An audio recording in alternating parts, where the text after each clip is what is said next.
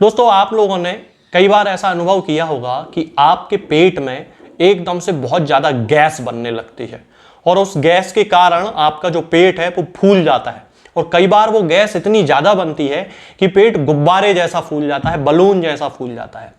इस तकलीफ को अफरा कहा जाता है, यानी कि जब पेट में गैस बहुत ज़्यादा बन जाती है और उसके कारण पेट बहुत ज़्यादा फूल जाता है, तब इस कंडीशन को डिस्टेंशन ऑफ एब्डोमेन या फिर अफरा कहा जाता है।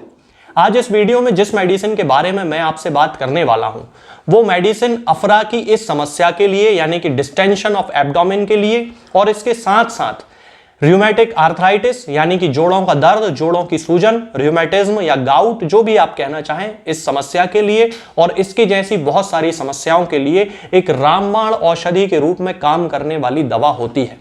अफरा के लिए इस मेडिसिन की जो शक्ति है, इस मेडिसिन की जो क्रियाशीलता है, वो इतनी तीव्र है कि ना केवल इंसानों में बल्कि यदि जानवरों में भी एब्डोमेन का डिस्टेंशन है, पेट में बहुत ज्यादा गैस है और बहुत ज्यादा उनका पेट फूल गया है गैस के कारण, तब उस अवस्था में भी ये मेडिसिन उनको भी पूरी तरह से ठीक करने की क्षमता रखती है।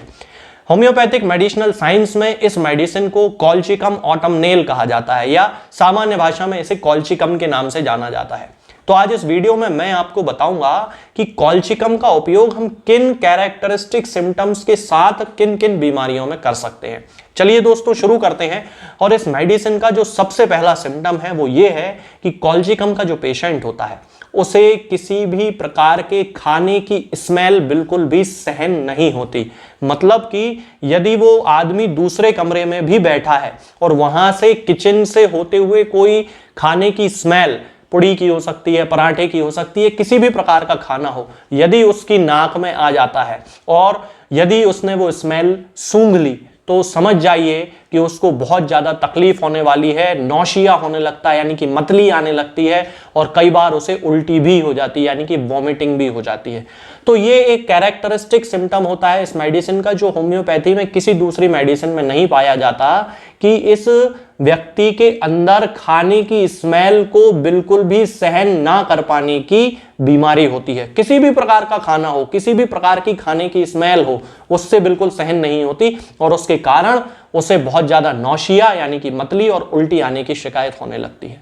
इसका दूसरा कैरेक्टरिस्टिक सिम्टम है, जैसा कि मैंने अभी आपको बताया था, कि ये जो व्यक्ति होता है इसे पेट में डिस्टेंशन हो जाता है, गैस बन जाती है, अफरा जिसे कहा जाता है, और उस अफरा के कारण इसकी बहुत सारी समस्याएं इसमें आ जाती हैं, सांस लेते तक नहीं बनता है। साधारण सी बात है, यदि किसी व्यक्ति का पेट फूला हुआ हो, डिस्टेंशन ऑफ एब्डोमेन उसमें हो गया हो, तो उससे सांस लेने में बड़ी तकलीफ होती है। तब उस कंडीशन में कॉल्चिकम सबसे शक्तिशाली मेडिसिन है होम्योपैथिक मेडिसिनल सिस्टम की। इसके अलावा भी चाइना ऑफिसिनेलिस, रेफेना सेटाइवस और एस्फिटिडा में भी डिस्टेंशन ऑफ एब्डोमेन देखने को मिलता है। लेकिन डिस्टेंशन ऑफ एब्डोमेन के कारण होने वाली जो तकलीफ है, सबसे ज्यादा यदि किसी मेडिसिन में होती है तो वो कॉल्चिकम ऑटमनेल होती है। इस मेडिसिन का तीसरा कैरेक्टरिस्टिक सिम्टम होता है दोस्तों गठिया, यानी कि र्यूमेटिक आर्थराइटिस, गाउट, र्यूमेटिज्म, कुछ भी आप कह सकते हैं। होम्योपैथी में इसके नाम का उपयोग नहीं किया जाता, बीमारी के लक्षणों का उपयोग किया जाता है। तो जोड़ों में होने वाले दर्द, जोड़ों में होने वाली सूजन के लिए कॉल्चिकम बहुत ही अच्छी मेडिसिन है, बहुत ही शक्तिशाली मेडिसिन है। खास तौर से यदि किसी व्यक्ति में गठिया का दर्द खाने की स्मेल को सहन ना कर पाने के लक्षण के साथ यदि आता है, तो फिर कॉल्चिकम उसकी दवा होती है। इसके साथ साथ यदि किसी व्यक्ति को पेट में जलन पड़ने की शिकायत है और उसके साथ में उसे ऐसा लग रहा है जैसे पेट में बर्फ जैसी ठंडक है, अब साधारण सी बात है, यदि किसी व्यक्ति को अपच की शिकायत है, इंडाइजेशन की शिकायत है, खाना सही से नहीं पच रहा है, तब उस कंडीशन में उसे डिस्टेंशन होगा ही, एब्डोमेन में उसके फूल जाने की समस्या उसकी होगी ही, गैस उसे बहुत ज्यादा बनने वाली है। तब उस कंडीशन में एसिडिटी भी उसे होने लगेगी और उस एसिडिटी के कारण ही उसे जलन की समस्या होगी और वो जलन बर्फ की ठंडक जैसी जलन उसको होगी।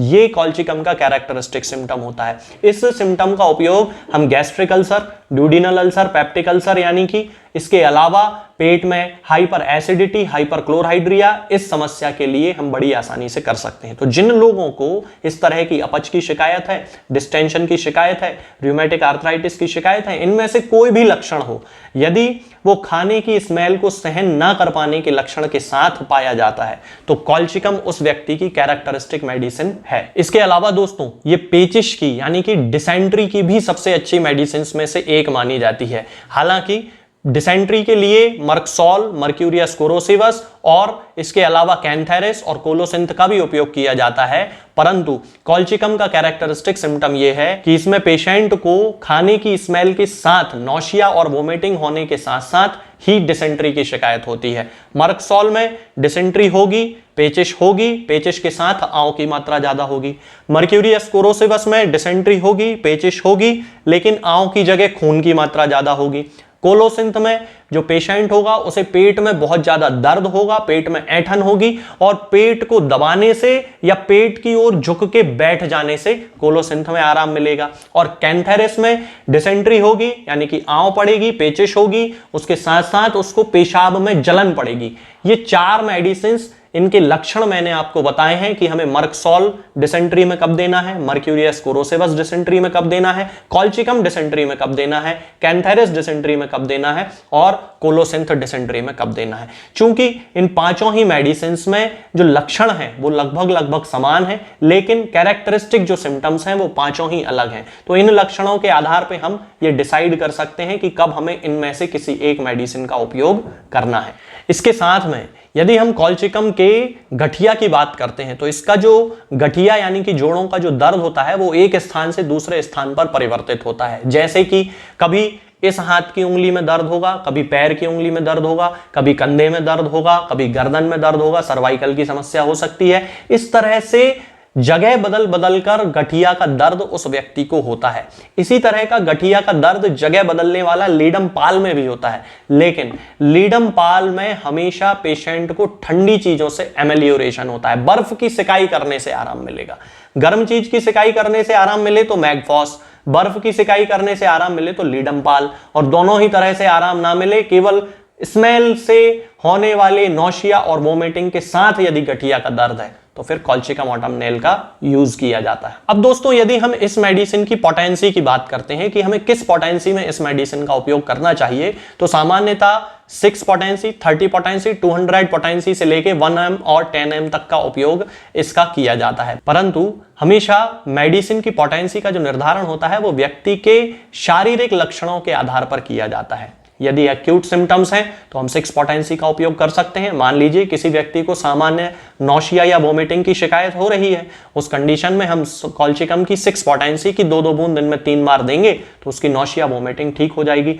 मान लीजिए किसी को अफरा है, डिस्टेंशन ऑफ एब्डोमेन है, पेट में बहुत ज्यादा गैस बन रही है, उस कंडीशन में हम कॉल्चिकम की 30 पोटेंसी की 2-2 बूंद दिन में 3 बार या 4 बार देंगे तो उसकी गैस भी पास हो जाएगी, उसके पेट का डिस्टेंशन भी खत्म हो जाएगा और अफरा की जो इंडाइजेशन की समस्या है वो भी पूरी तरह ठीक हो जाएगी।